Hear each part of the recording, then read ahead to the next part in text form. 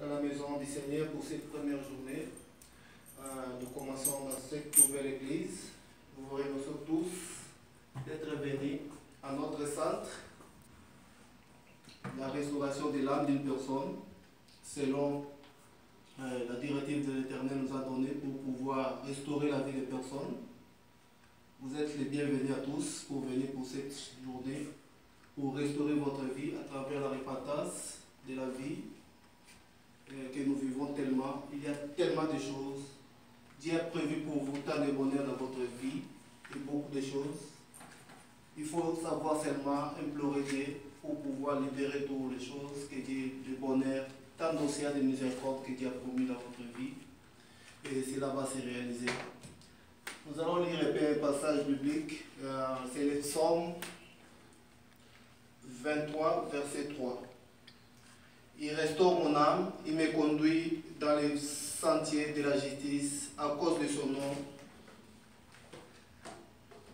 Il me conduit dans les sentiers de la justice à cause de son nom. Dans ces versets, nous voyons que Dieu Père est capable de tout faire car il est le maître de toutes choses et de toutes circonstances. Il faut savoir que dans votre âme, il y a toujours eu des combats dans la vie où nous vivons. Il y a beaucoup de choses. C'est par la prière que vous pouvez briser toutes les choses-là, la repentance, le pardon, que Dieu nous a donné certaines directives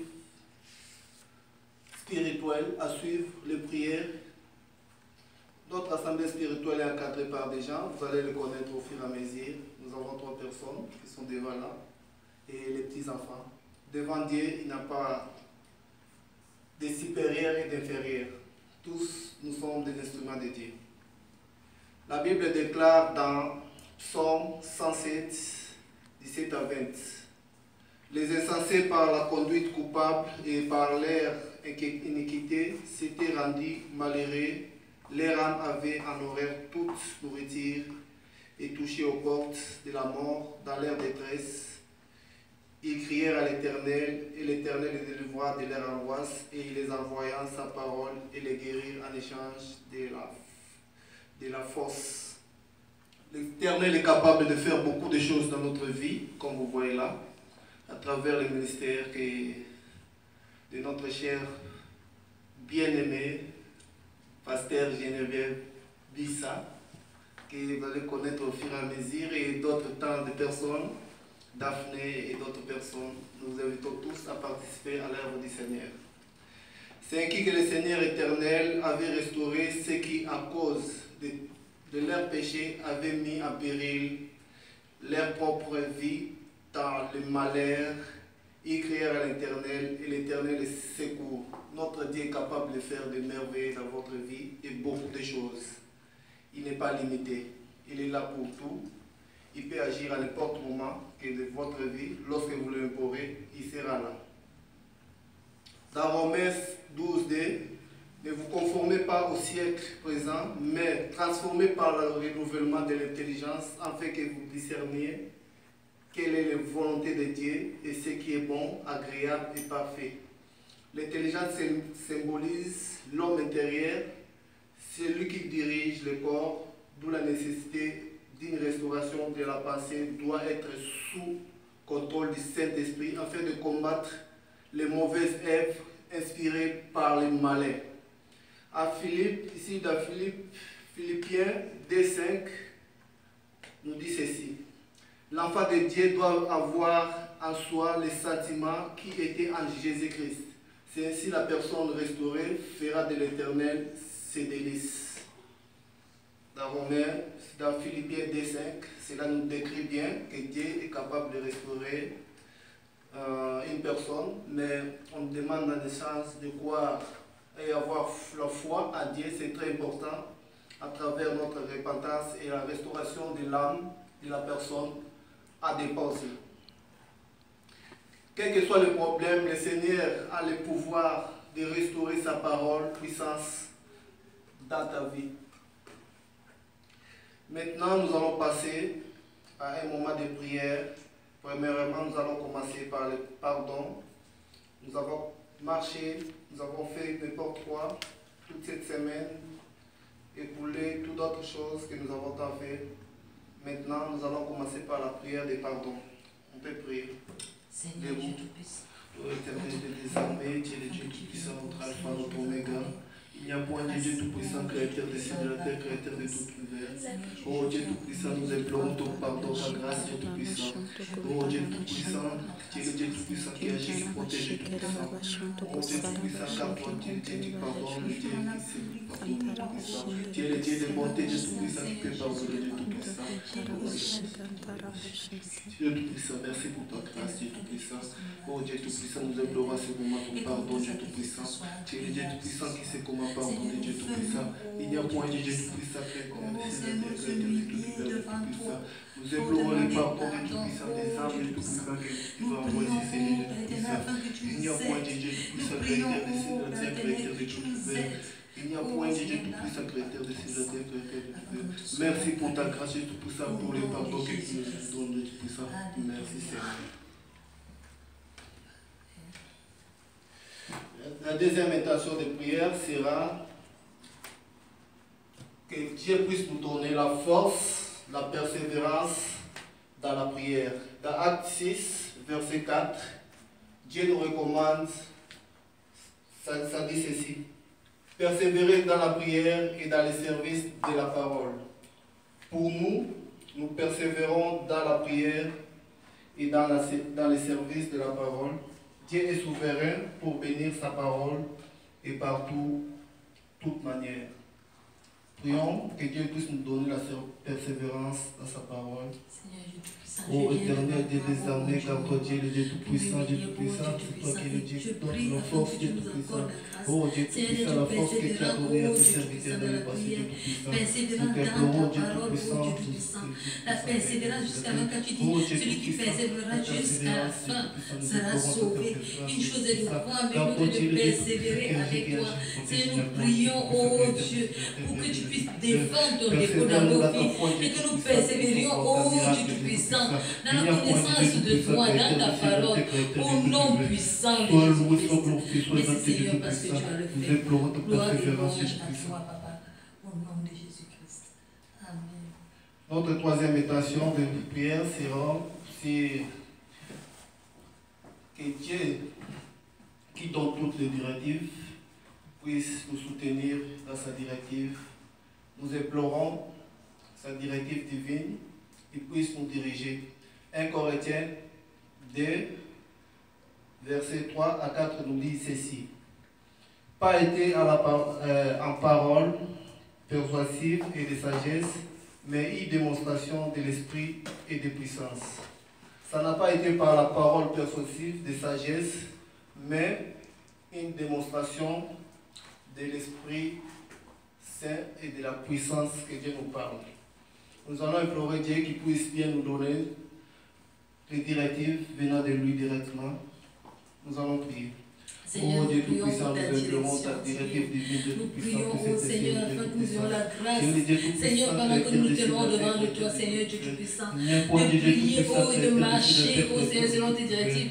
Donne-nous du discernement, donne-nous d'être obéissants à cette parole, oh Dieu Tout-Puissant, afin que nous puissions pas marcher dans le désordre, mais que nous marchions, oh Seigneur, dans l'obéissance à toi, au nom de Jésus-Christ. Seigneur, béni sois-tu parce que tu vas le faire. Gloire et louange à toi, Seigneur Dieu, parce que, oh Dieu, nous soumettons nos volontés à l'obéissance à ta volonté. Nous soumettons nos pensées, nous soumettons nos cœurs, toutes choses à l'obéissance à ta volonté. Gloire et louange à toi, au nom puissant de Jésus-Christ. Amen.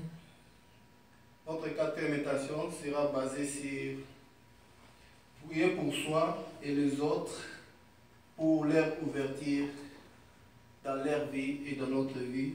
Tous ceux qui viendront ici dans les jours à venir, il faut prier déjà pour eux, pour que Dieu puisse donner leur ouverture, qu'ils puissent voir leur restauration dans leur vie, leur repentance, les pardons puissent être exaucés Par le nom puissant de Jésus, nous prions. Seigneur Dieu, nous prions pour toute personne qui viendra ici, oh mon Dieu, pour écouter ta parole.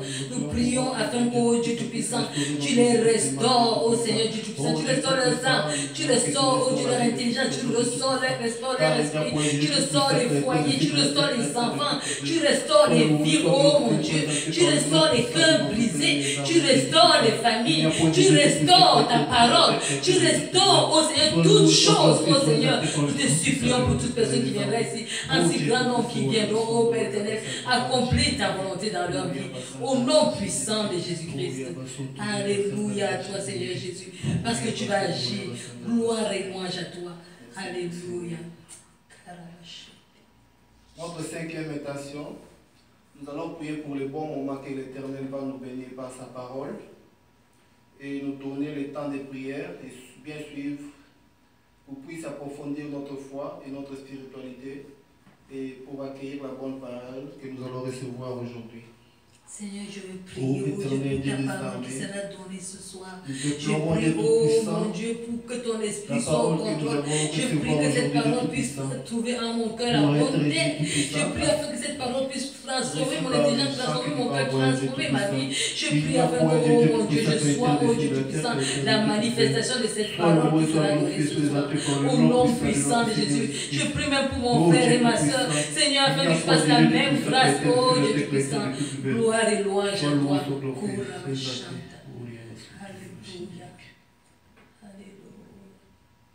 Maintenant, nous allons accueillir notre pasteur, pasteur Geneviève, que je vous présente là à côté là.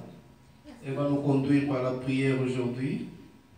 Je crois, elle a prévu une chanson spirituelle que je dirais, qu'elle a pu élaborer pour vous. Vous allez la suivre. Alléluia. Gloire à Dieu.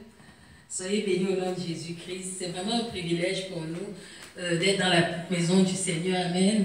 Sens-toi libre, sens-toi à l'aise. Dieu a déposé un petit cantique dans mon cœur pendant que j'étais en train de méditer sur le culte de ce soir.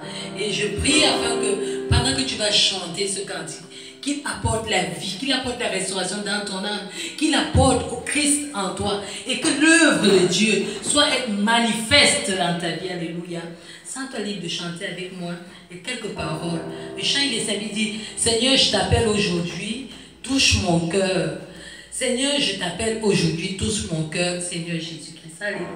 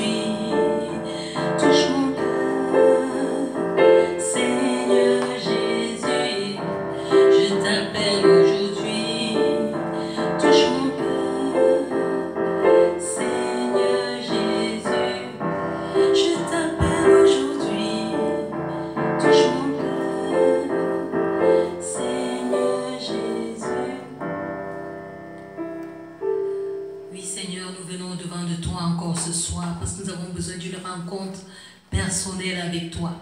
Nous avons besoin que tu transformes nos vies. Nous avons besoin, oh Dieu, d'être élevés spirituellement. En fait, nous voulons demeurer en ta présence, assis à ta table et manger à ta table ce soir. C'est pour ça que le cri de nos cœurs ce soir, c'est Seigneur, viens, touche nos cœurs, touche nos pensées, touche nos âmes, afin que nous puissions vivre la vie de Christ, afin que nous puissions marcher comme Christ, afin que nous puissions être à l'image de Christ. Le cri de notre cœur ce soir, c'est d'être transformé dans notre homme intérieur. Le cri de notre cœur ce soir, c'est de vivre, oh, la plénitude du Saint-Esprit. Le cri de notre cœur ce soir, c'est de vivre une nouvelle Pentecôte. C'est pour ça que nous asseyons à tes pieds ce soir et nous disons, touche nos cœurs, Seigneur, touche nos âmes, Seigneur. Tel est le cri que nous élevons au-devant de toi ce soir, au nom de Jésus-Christ. Alléluia. Amen. Amen. Sois béni au nom de Jésus-Christ. Et tu vas juste courber la tête et prendre la bonne position qu'il faut. Nous allons passer à la parole que le Seigneur a déposée dans mon cœur afin que tu puisses être édifié. Alléluia. Seigneur Dieu Tout-Puissant, je vais prier devant toi. Je vais me disposer corps, âme et esprit comme un instrument dans ta main. Je prie afin que, oh mon Dieu, mon roi, tu puisses prendre le contrôle, que Geneviève disparaisse et que Christ apparaisse. Amen. Que Geneviève disparaisse, oh Dieu, et que la gloire de l'Éternel resplendisse. Seigneur, je veux être un vase utile dans ta main ce soir, afin que ton nom soit glorifié. Prends contrôle de toutes choses. Je te dépose mon cœur, le cœur de mon frère, le cœur de ma soeur qui a soif de toi, qui n'est pas venu écouter Geneviève, qui n'est pas venu écouter un homme, mais qui est venu écouter le Créateur de l'univers, qui est venu écouter le El Shaddai de sa vie, qui est venu écouter le Conforteur de sa vie, qui est venu écouter le Transformateur de sa vie, qui est venu écouter celui-là qui remplit du Saint-Esprit. Seigneur, voici le temps où tu dois glorifier ton Saint-Nom. Entre tes mains, je dépose toutes choses. Viens, oins ton peuple, transforme les vies à la gloire de ton Saint-Nom, au nom puissant de Jésus-Christ. Amen. Amen. Alléluia. Amen. Est-ce que tu peux te lever, juste saluer ton frère, saluer ta soeur, dire bienvenue dans la maison de Dieu. Alléluia. Amen. Bienvenue dans la maison de Dieu, ma soeur. Amen. Bienvenue, Alec. Bienvenue. Bienvenue. Bienvenue, bienvenue. Bienvenue. Bienvenue. Alléluia. Bienvenue, bienvenue. Bienvenue. Bienvenue, vraiment, c'est un privilège pour nous de nous retrouver dans la maison de Dieu. Alléluia. Et je me rappelle, je peux maintenant comprendre ce que le psalmiste disait. Je suis dans la joie lorsqu'on me dit allons dans la maison de l'Éternel. Alléluia. Parce que dans la maison de l'Éternel, c'est le lieu où son âme est restaurée. C'est le lieu où il est béni. Alléluia. Donc si tu es en ce lieu, ce n'est pas au hasard. Dieu a un plan pour ta vie. Dieu a un plan pour ton âme. Dieu a un plan pour toi. Alléluia. Garde seulement le focus. Ne regarde pas à la personne qui est devant toi. Regarde à Christ. Parce que c'est lui qui t'a appelé. Et c'est à lui que tu es venu ce soir. Alléluia. Nous allons parler de quelque chose qui est très important. Au moment où nous commençons cette œuvre, au moment où vraiment nous levons l'étendard de cette œuvre, il est important de comprendre pourquoi nous sommes ici, pourquoi nous nous tenons devant Dieu et pourquoi nous écoutons la parole de Dieu et où nous partons. Dieu a mis sur mon cœur un thème que j'ai intitulé « La foule qui accompagnait Jésus-Christ ». La foule qui accompagnait Jésus-Christ, alléluia. Lorsqu'on parle de la foule, généralement on se rend compte que la foule est formée de plusieurs types de personnes. Nous avons la foule qui est composée des riches, la foule composée des pauvres, la foule composée des malades, la foule composée de toutes formes de personnes, tout genre de catégories, possédées, non possédées. Mais la foule est un mélange hétérogène, alléluia. Donc c'est de cette foule-là que je voudrais parler. Et le cri de mon cœur ce soir, c'est que au travers de cela, tu puisses être béni et tu puisses comprendre quelque chose. Alors, la foule est composée de qui? Pourquoi cette foule poursuit-il le Seigneur Jésus? Et quelle sera la fin de cette foule? Dans la foule, nous avons dit c'est hétérogène, donc il y a plusieurs types de personnes, ce n'est pas homogène. Chacun des suiveurs de Jésus, quelle sera sa fin? Alléluia. Alors, par définition, la foule est un rassemblement de personnes dans un lieu. Donc, comme nous sommes assemblés dans ce lieu, nous formons une foule. Parce que chacun de nous, nous avons différents objectifs, nous avons différentes vies, nous avons différents backgrounds. Donc, c'est cette foule-là qui vient se tenir devant le Seigneur, comme nous tenons aujourd'hui. Alléluia. Donc, c'est cet ensemble d'individus partageant les mêmes idées. Et les idées peuvent être une idée de louer le Seigneur, une idée, je ne sais pas, de crier par exemple pour les foules dans les stades qui vont pour encourager leurs équipes. La foule peut aussi être un ensemble de personnes qui partagent les mêmes buts. Alléluia.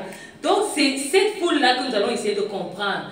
Qu'est-ce qui caractérise généralement la foule? On va se rendre compte que quand quelqu'un est seul, il n'est pas souvent courageux. Mais quand il se retrouve en foule, il y a une force qui se dégage. C'est ça que vous allez voir parfois les dérives dans les stades, où la foule, parce qu'ils sont un, ils se mettent à crier, parfois ils peuvent se mettre à casser, ils peuvent se mettre... La foule est parfois incontrôlable. Donc la foule peut donc se caractériser par le courage. La foule peut aussi être irresponsable, parce que l'acte même de casser est un acte irresponsable. La foule peut aussi être émue d'une émotion, et cette émotion pousse à des actes qui peuvent être contraires à la volonté de Dieu. Alléluia. Donc c'est cette foule-là que nous allons essayer de voir, toi et moi, et comprendre où on peut retrouver cette foule-là. Alors, comme j'ai dit, on peut retrouver la foule dans l'église, on peut retrouver la foule dans un stade, on peut retrouver la foule dans la rue. Si maintenant il y a un accident, vous allez voir, les gens vont venir et ça va former un groupe de personnes, ça peut former la foule. On retrouve aussi la foule dans les marchés, on retrouve la foule sur Internet, dans les forums, vous allez voir un groupe de personnes qui se réunissent autour d'une idée. Ils forment une foule aussi. Alors, dans la Bible, nous avons aussi vu, pendant la marche de Jésus, qu'il y avait une foule qui l'accompagnait. Nous allons prendre nos Bibles pour cela. Prenons nos Bibles. Dans le livre de Luc, Luc chapitre 6, versets 20 à 22, 6. Luc chapitre 6, versets 20 à 26. Il est écrit: alors Jésus, levant les yeux sur ses disciples, dit: heureux vous qui êtes pauvres, car le royaume de Dieu est à vous. Heureux vous qui avez faim maintenant, car vous serez rassasiés. Heureux vous qui pleurez maintenant, car vous serez dans la joie. Heureux serez-vous lorsque les hommes vous haïront, lorsqu'on vous chassera, vous outragera et qu'on rejettera votre nom comme infâme à cause du Fils de l'homme. Réjouissez-vous en ce jour-là et tressaillez d'allégresse, parce que votre récompense sera grande dans le ciel, car c'est ainsi que leur Père traitait les prophètes. Mais malheur à vous riches, car vous avez votre consolation. Malheur à vous qui êtes rassasiés, car vous aurez faim. Malheur à vous qui riez maintenant, car vous serez dans le deuil et dans les larmes. Malheur lorsque tous les hommes diront du bien de vous, car c'est ainsi qu'agissait leur Père à l'égard des faux prophètes. Alléluia. Vous allez vous rendre compte ici, lorsqu'on lit un peu plus haut, qu'il s'agit du sermon sur la montagne, où le Seigneur est en train de parler à une foule rassemblée autour de lui. Et cette foule-là, vous allez voir, pendant que nous lisons le passage, on se rend compte qu'il cite des catégories de personnes. Il nous parle des pauvres, il nous parle des affamés, il nous parle de ceux-là qui sont dans l'affliction, il nous parle de ceux-là qui sont haïs, il nous parle des personnes maltraitées, il nous parle des personnes rejetées. Donc la foule qui est devant Jésus est formée de toutes ces catégories-là. Et Jésus fait ici comme des exhortations à ces personnes-là. Il cite la catégorie et il dit qu'est-ce que cette catégorie va représenter dans le royaume de Dieu. Alléluia. Mais quand nous continuons à lire la parole, nous nous rendons compte que la foule qui poursuivait Jésus n'était pas seulement formée des pauvres et des malheureux. On avait aussi des ministres, on avait des soldats, on avait les voleurs même. Parce que pendant que la foule est en train de se mouvoir, des voleurs peuvent entrer pour essayer de dérober. Nous avions aussi, comme je l'ai dit, des pauvres et on avait des morts. Nous allons voir quelques cas de figure où ces personnes-là ont intervenu dans la vie du Seigneur, dans la marche du Seigneur, et où cela les a conduits. Alors, la première catégorie que moi j'ai intitulée les cas délicats, ce sont les cas des personnes qui étaient souffrantes dans leur chair. Nous allons prendre nos Bibles encore. Ouvrons nos Bibles dans le livre de Matthieu, chapitre 9, versets 27 à 31. Matthieu, chapitre 9, versets 27 à 31. Il est écrit, « Mais dès qu'ils furent sortis, ils répandirent sa renommée Non, ça j'ai commencé un peu plus haut. Verset 27. « Étant parti de là, Jésus fut suivi par 2 aveugles qui criaient, « Aie pitié de nous, fils de David. » Lorsqu'il fut arrivé à la maison, les aveugles s'approchèrent de lui et Jésus leur dit, « Croyez-vous que je puisse faire cela ?» « Oui, Seigneur, lui répondirent-ils. Alors il leur toucha les yeux en disant, « Qu'il vous soit fait selon votre foi. » Et leurs yeux s'ouvrirent. Jésus leur fit cette recommandation sévère. « Prenez garde que personne ne le sache. » Mais dès qu'ils furent sortis, ils répandirent sa renommée dans tout le pays. Alléluia. C'est le dernier verset qui me touche vraiment. Il leur a donné la recommandation de ne pas répandre la bonne nouvelle de leur guérison. Mais à peine ils avaient quitté Jésus, ils ont répandu la bonne nouvelle. Je vous parle de ce verset parce que vous allez comprendre plus tard pourquoi j'insiste sur le dernier verset. Mais ce qui m'intéresse ici, c'est vraiment ces 2 aveugles qui viennent, qui sont dans la foule, mais qui viennent à Jésus. Ils ont un but, ils veulent être guéris. Et ils savent que Jésus peut faire des miracles. Ils ont entendu parler de Jésus, ils ont vu la renommée de Jésus. Maintenant, ils suivent Jésus parce qu'ils savent que Jésus va apporter quelque chose. Effectivement, sur leur foi, ils vont recevoir la guérison. Ça, c'est merveilleux. Voilà une première catégorie de personnes. Mais la Bible ne nous dit pas si ces aveugles ont continué à poursuivre Jésus. On se rend seulement compte qu'à un moment donné, dans la vie de Jésus, ils étaient dans la foule, ils se sont distingués, ils ont reçu la guérison. Mais après la guérison, ils ont pris, ils sont partis. Voilà la première catégorie de personnes malades qui reçoivent quelque chose du Seigneur et qui fait partie de la foule. On va prendre une autre lecture dans le livre de Marc, chapitre 7, versets 31 à 37. Prends ta Bible avec moi. Marc, chapitre 7, versets 31 à 37. Une autre catégorie de personnes. Il est écrit, Jésus quitta le territoire de Tyr et revint par Sidon vers la mer de Galilée, en traversant le pays de la Décapole. On lui amena un sourd qui avait de la difficulté à parler et on le pria de lui imposer les mains. Il le prit à part, loin de la foule, lui mit les doigts dans les oreilles et lui toucha la langue avec sa propre salive. Puis, levant les yeux au ciel, il soupira et dit, « Ephrata, c'est-à-dire, ouvre-toi. » Aussitôt, ses oreilles s'ouvrirent, sa langue se délia, il parla très bien. Jésus leur recommanda de n'en parler à personne, mais plus il leur recommanda, plus ils le publièrent. Alléluia. Deuxième catégorie, un sourd-muet qui rencontre le Seigneur, mais là, il obtient la guérison. Deuxième chose que nous constatons aussi, il répand la bonne nouvelle.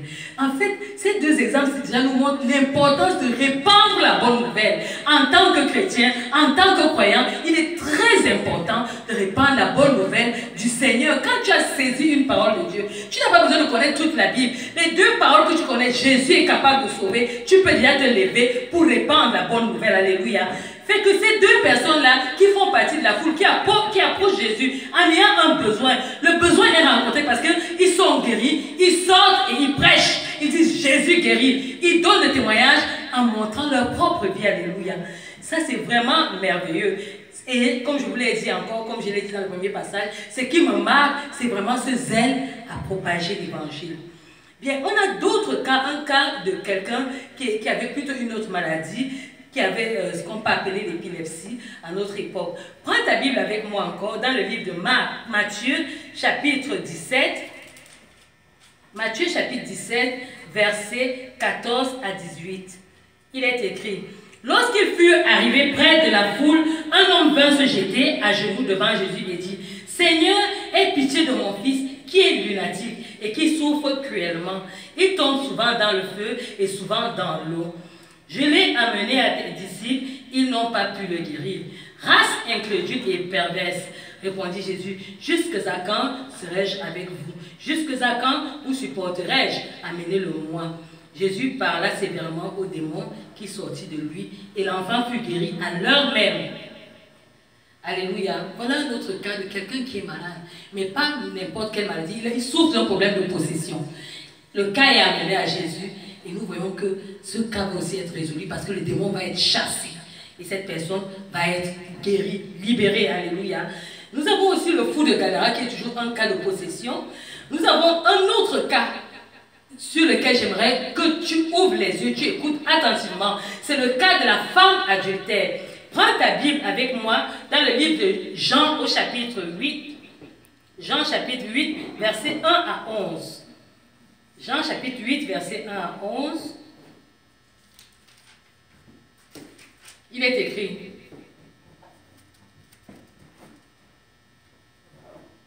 Un instant. Non, c'est pas Jean chapitre 8, ça c'est lui que j'ai le verset Jean.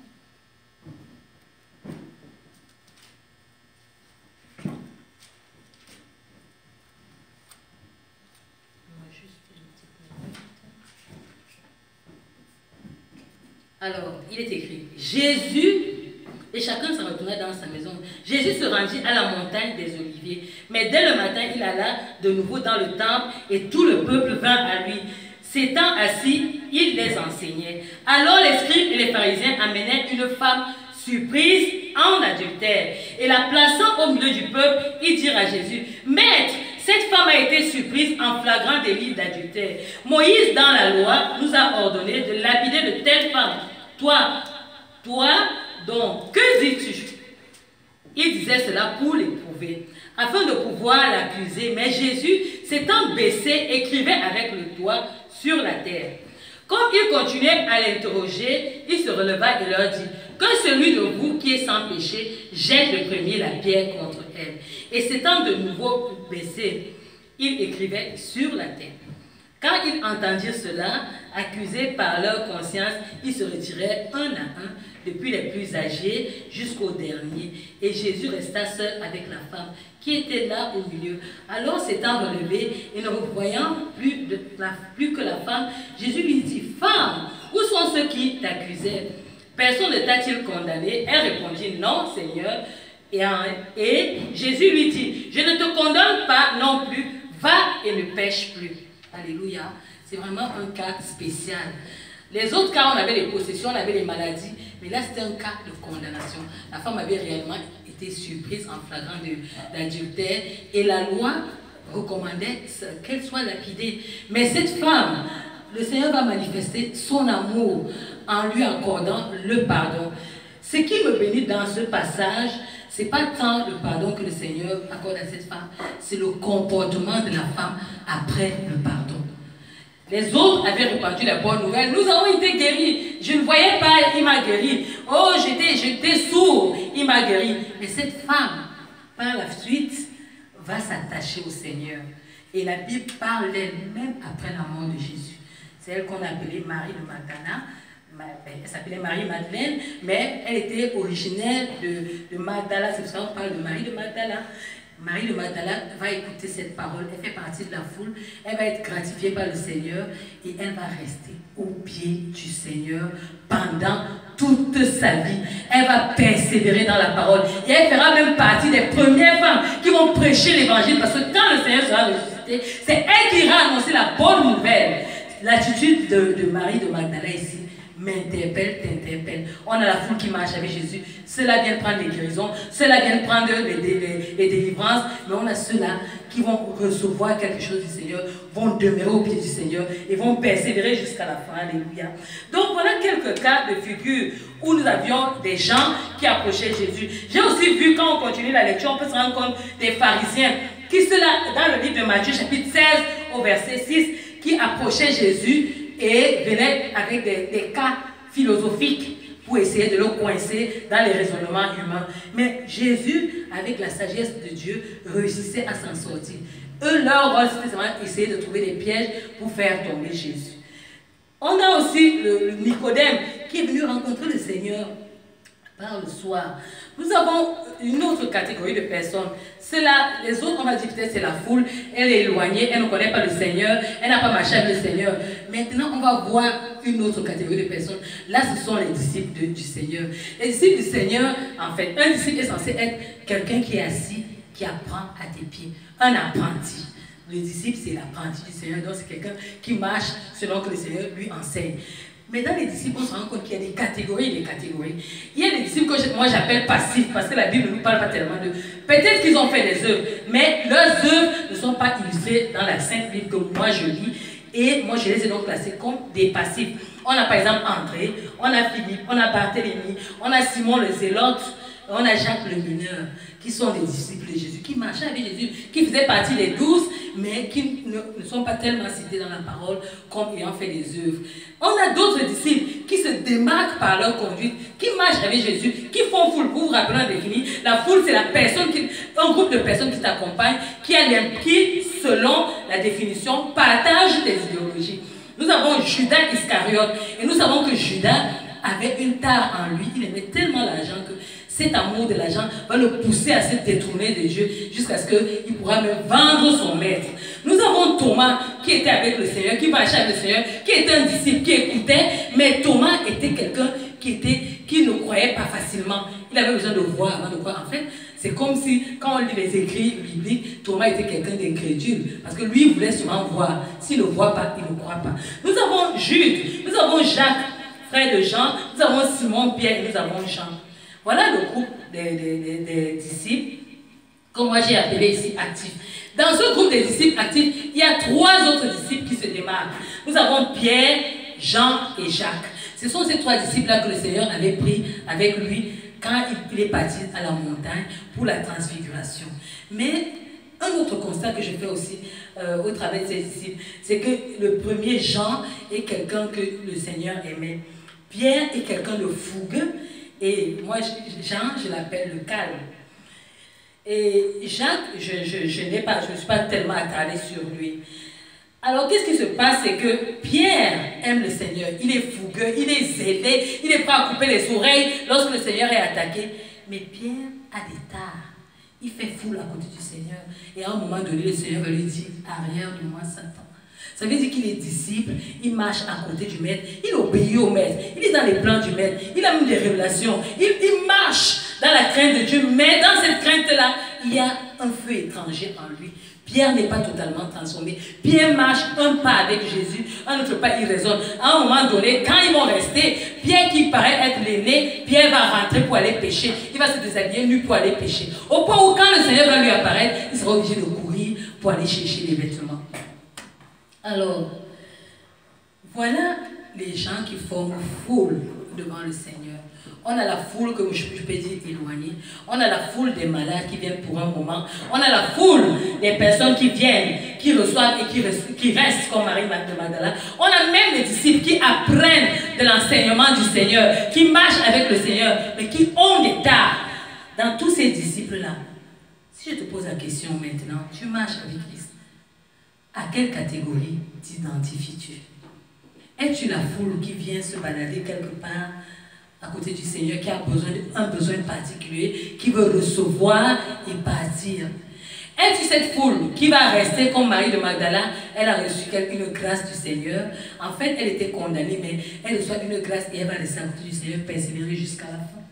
Es-tu cette foule qui est apprentie du Seigneur, qui écoute ce qu'on dit dans la parole de Dieu, qui lit la parole de Dieu, qui la médite chaque jour, mais qui garde des tares en toi, qui ne se laisse pas transformer par le Saint-Esprit? Quel type de foule es-tu à côté du Seigneur ce soir? Voilà la question que je te pose. Voilà la question que le Saint-Esprit nous pose ce soir. Quels sont devenus ces disciples? Nous savons que certains ont persévéré, malgré leur faiblesse, mais nous bénissons le Seigneur parce qu'en avançant, ils vont être transformés, renouvelés dans leur intelligence. Et en avançant, ils vont persévérer jusqu'à la fin, jusqu'à être sacrifiés. Mais toi, quel type de foule? Quels sont les motifs qui t'ont amené vers le Seigneur? D'autres venaient vers le Seigneur parce qu'en ce moment-ci, il y a des gens qui quémandent, qui ont besoin d'argent, alors ils s'approchent du Seigneur. Ils jeûnent, ils prient parce qu'ils ont besoin d'argent. Il y a d'autres qui viennent parce qu'ils veulent se marier. Il y a d'autres qui viennent parce qu'ils sont stériles. Il y a d'autres qui viennent parce qu'ils ont besoin de guérison, comme nous avons vu dans les Écritures. Toutes ces personnes-là, c'est des foules. Moi, je dis ça, c'est la foule premier degré. Parce que la foule qui vient avoir un motif, qui veut recevoir et repartir. Mais on a cette deuxième foule qui était proche de Jésus, qu'on appelle les apprentis du Seigneur. Ces apprentis du Seigneur-là sont à côté du Seigneur, marchent avec le Seigneur, courent avec le Seigneur, mais ces apprentis-là ont des tares en eux. Il y a ceux qui sont avec le Seigneur, qui aiment tellement l'argent que l'amour de l'argent va les perdre. Ils sont capables de vendre leur maître.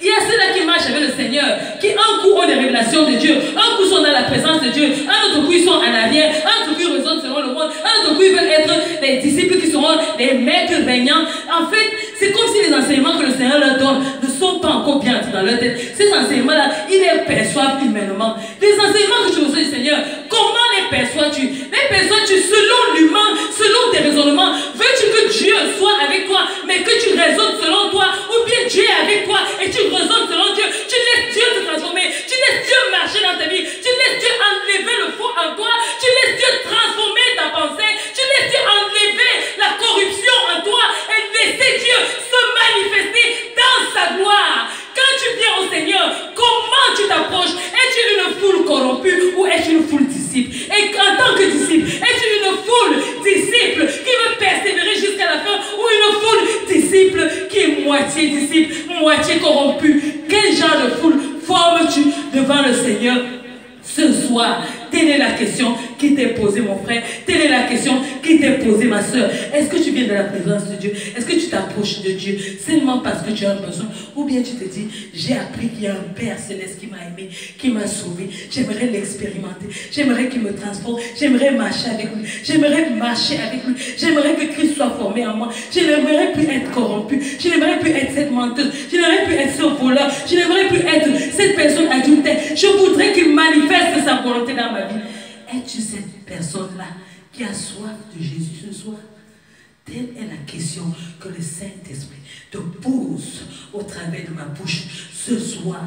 Vas-tu répondre à cette question qui t'est donnée selon le Saint-Esprit ce soir? Quel genre de foule, quel genre de foule, quel genre de foule formes-tu devant Dieu ce soir? Alléluia. C'est très important. Lorsque tu vas répondre à cette question, tu sauras qui tu es vraiment devant Dieu. Le groupe restreint, selon notre époque actuelle, est un groupe formé des personnes baptisées. Est un groupe que nous pouvons dire ils ont reçu le baptême dans le Saint-Esprit. Est un groupe qui persévère dans la vérité. Est un groupe qui garde l'État, qui ne veut pas qu'il y ait des domaines. Ici, Dieu ne va pas transformer. Ici, c'est moi qui commande. Ici, c'est moi qui conduis. Ici, c'est moi qui dis. Et quand j'ai dit, personne d'autre ne doit dire, parce que c'est moi, le moi qui doit être fait. Quel genre de foule es-tu, mon frère? En ce moment où nous sommes tenus dans ta présence, en ce moment où nous venons devant Dieu, en ce moment où nous avons soif de la restauration de Dieu, quel genre de foule formes-tu devant Dieu, mon frère? Quel genre de foule formes-tu devant Dieu, ma soeur? Es-tu le genre de foule qui est rempli d'orgueil, qui quand tu te présentes devant Dieu, c'est toi seul, c'est ma volonté qui doit être faite? Es-tu ce genre de foule qui a des maladies spirituelles, des maladies qui ne peuvent pas être transformées? Pose-toi la question. La question t'est posée ce soir. Médite, mon frère. C'est sur ces mots que je vais clôturer. Je vais appeler le coordonnateur afin qu'il puisse te conduire dans un moment de prière. Tu as écouté la parole qui est sortie ce soir. Tu te connais, ce n'est pas moi qui vais te parler. Que le Seigneur te rende ministère. Et nous allons courber nos têtes pour prier. Alléluia. Amen. Merci d'avoir suivi la parole aujourd'hui. Et nous avons quel genre de personnes es-tu? Des personnes qui viennent devant le Seigneur pour prendre quelque chose et repartir après. Les personnes qui sont là pour persévérer dans la foi, comme le Christ était mort pour nos péchés, il a pris tous nos péchés sur lui.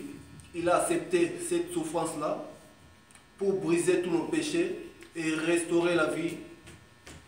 Nos vies puissent être meilleures, de bonheur de toutes choses.